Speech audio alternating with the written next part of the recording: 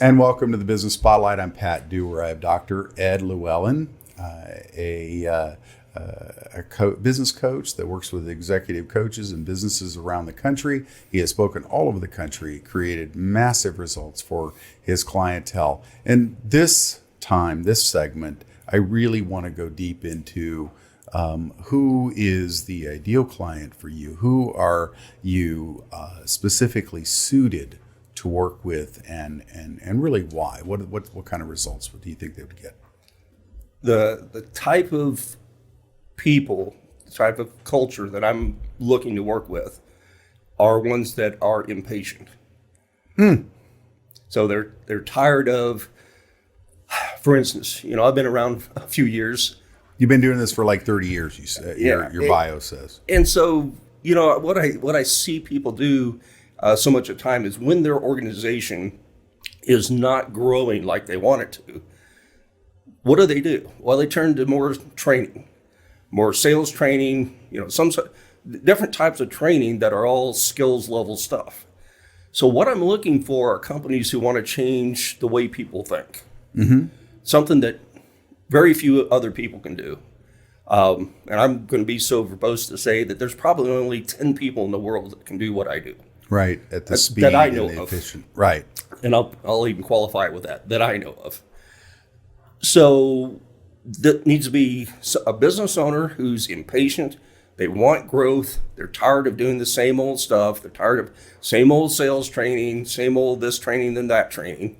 That they really want to change the way a person thinks, mm-hmm. including themselves. Right. So that's another requisite would be they would have to participate. Yeah, that's a key, because management breeds disciples after itself.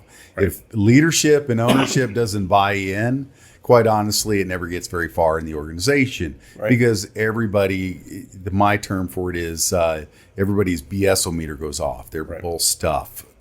I didn't use the other word. Okay, so you're working with these folks that are impatient. They're frustrated. They want faster growth. They know that they need something to create change. And what happens when they call you? What are you gonna do with them to be able to see if they're even a good fit for you? Well, again, those are going to be some things we're going to qualify as just how invested it is the top leadership to make this happen, and if they're going to participate in it and be a part of it, then we outline. Here's where you are today. Here's where you want to be tomorrow, and how I'm going to get them there. Right. And then is that something that is like people typically bring you on for a retainer for season to infect? I don't want to say infect. That's not the right word. Effect the people that are in the organization. Yeah. So again, let me go back to that company I've been talking about previously. So they brought on a new office manager. So within the first 2 weeks, the owner of the company brought me in to work with her. Even though she had been extremely successful in another company, she still had some fears, doubts, worries, limiting beliefs about her ability to lead in this new company. So after working with her, boom, she's, I've had met with her twice. The second time, she goes, you know what? She says, I am doing great. She said, all that head trash that I had previously that I was dragging around is gone. And so I am able to lead so much more effectively than I had at the old company, even though she'd been there for a long time.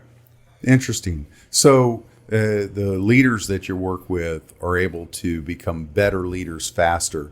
One of the things that I see in working with leaders around the country is that so often they get frustrated with all their to-dos, right, that they lose the emotional intelligence to be kind or to be a leader, a real leader, inspirational, guiding type person. And you're able to shift people to where they can be what they really want to be faster?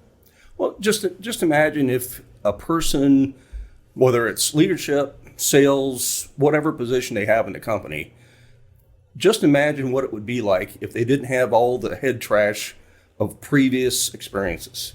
You know, maybe they could bring with them all the learning they had, what they learned from those experiences, but not the emotional baggage, all the stuff that keeps them stuck in the past, that makes them go, you know, second guess themselves. Like that's what was causing this lady a problem was she Fear was of failure. Well, and she was second guessing herself. Was she going to make the right decision?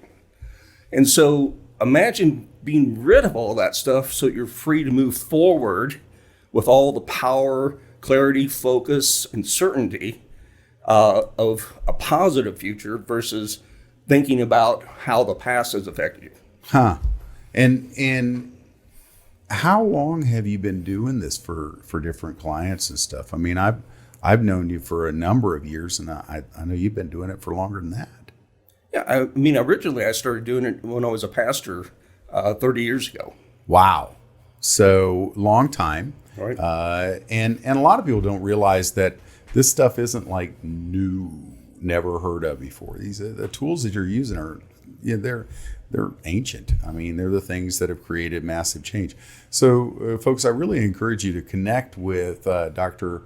Ed Lewellen at his trans-think.com. Get a hold of his book. The name of the book, real quick.